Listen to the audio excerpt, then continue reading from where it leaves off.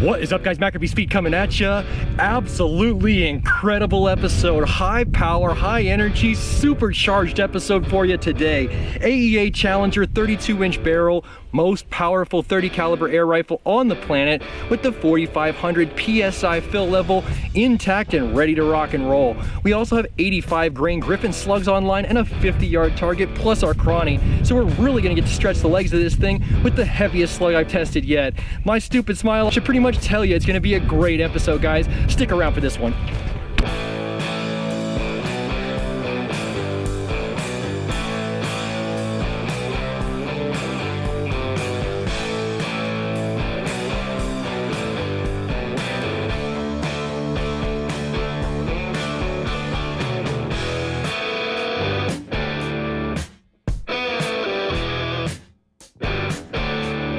All right, gentlemen, I actually forgot my camera back at my shooting post, so I had to make the 50-yard run down and back 2 complete times for a total of 200 yards traveled. Blood pressure, pulse rate, all that stuff through the roof right now. We're gonna see if we can get on target with these 85 grain slugs from Griffin. Additionally, before I came to the range today, this scope was actually not mounted on this rifle, so I have no idea where my point of impact is gonna be, and God help my GoPro down there. We'll kind of walk it in and see if we can make a valid group down there at the 50-yard range on that target, guys. Let's get right into this. Starting off today, gentlemen, at that full 4,500 rough PSI estimate. Now, honestly, some people could say I'm a little over or a little under, but for all intents and purposes today, that is 4,500 PSI max fill.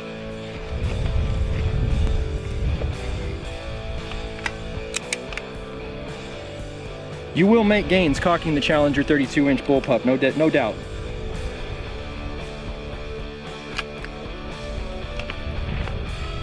Because the 85 grain slugs are so long, they must be single loaded like you just witnessed. But by the same token, I do like the fact that they actually fit in the space that's cut out for the magazine itself.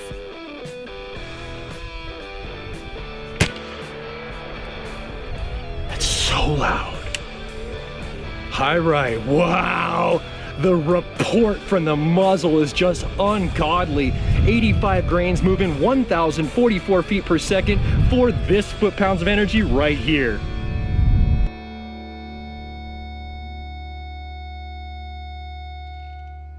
To the left a little bit and down a little bit. Very rudimentary on my adjustments, gentlemen. I am no pro at this. Do not get it confused. I am not a trained professional marksman here.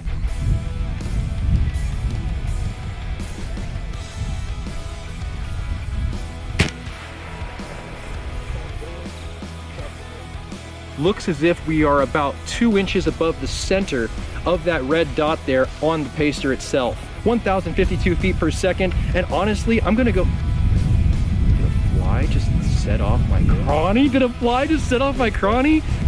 All right, gentlemen, based on the fact that we are on the board and I'm fairly close to my point of impact versus my point of aim, I'm not gonna go ahead and click any more on the turrets at this point. I wanna see if we can just get these 85 grain slugs from Griffin to group in the way that the AEA factory says they oughta out of this rifle. God, it's hard. Oh man, if my thumb was any smaller, I'd fail. I feel like, as feedback to the AEA company, they should give a larger bolt handle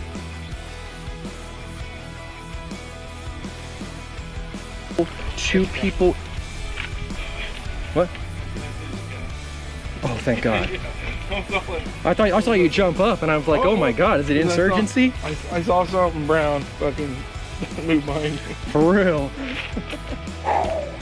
Where were we? I don't even know what I said last.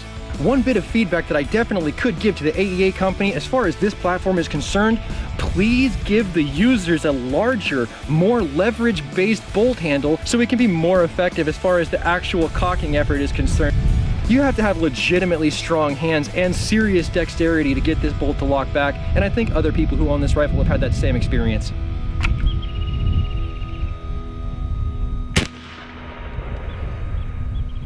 .1,058, about 2 inches to the left of the previous impact. This is so hard.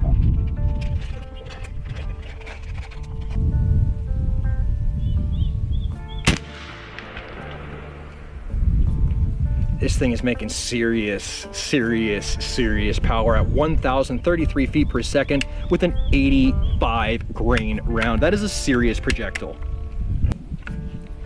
This will be the 5th shot total in this shot string so far. I think because we're doing decent accuracy-wise, it might be cool to switch over to those powder-coated slugs after all, this far into the shot string, and see if the FPS bumps up the way I expect it to with a better sealing surface in the barrel.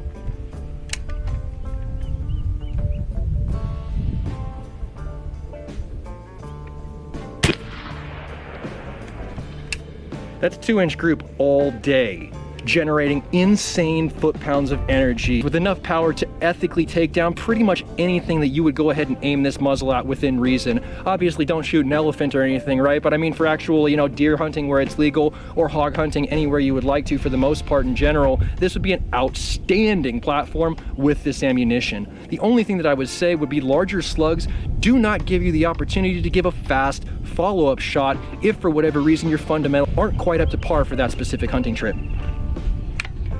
Let's switch back over to the powder coated rounds and once again see if we get a bump in horsepower just from the coating that we have on those rounds. Nice and smooth into the barrel. They fit good.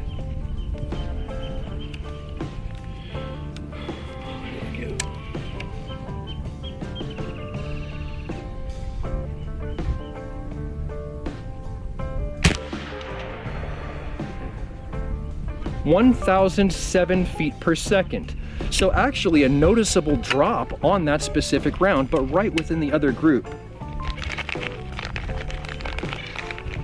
It's funny, I'm not the weakest individual in the world. I'm not the strongest guy in the world by the same token, but even after less than 10 shots, I could already feel my hand and my forearm starting to really get a sick pump that leads eventually to fatigue.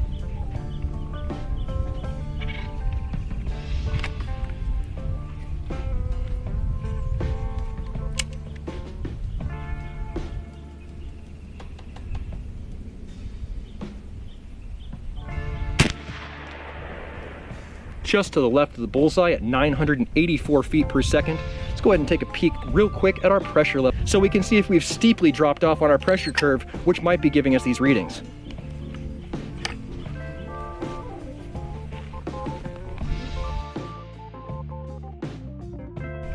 Just under the 20 bar mark.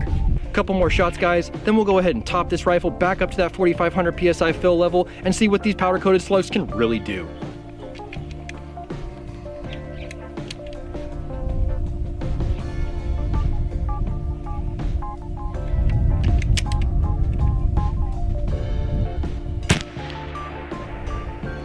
Right next to the previous shot there, about ½ an inch from the center target.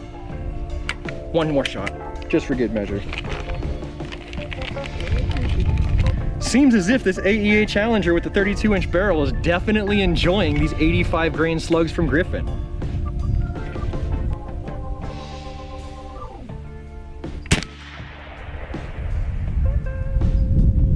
I'll have to look at the footage, but there's no clear flyer that I can see from here with this magnification. I'm honestly really happy with the way that this big bore beast is performing here at the range at 50 yards today. Honestly, I'm not the best shooter in the world, so this may not be the best representation as far as the actual accuracy that this is capable of, but for my own skill set with my own practice level and my own environment that I'm working in today, I feel pretty good about it. Let's get this thing topped back up and see what we can do with the last 5 powder-coated slugs.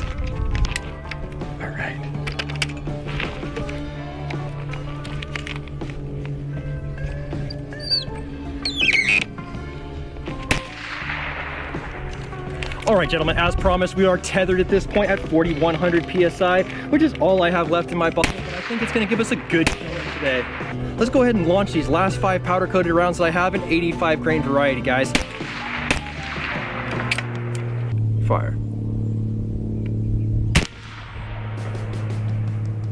ERR2. I'm gonna give you this energy, guys. I will not fail you. I got 4 shots left. We're gonna give it to you today.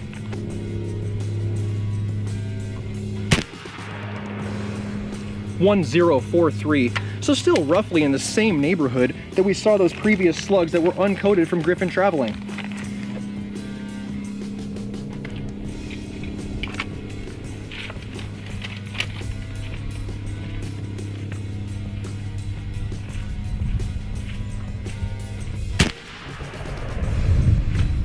1,021 feet per second. 2 shots left.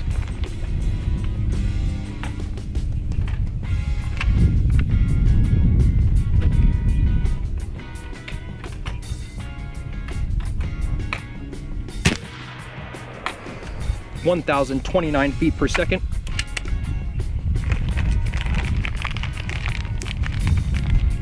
And the final glowing round in the bag here, boys. The 85 grain slug powder coated in that absolutely unmissable neon yellow in the breech, over the cranny.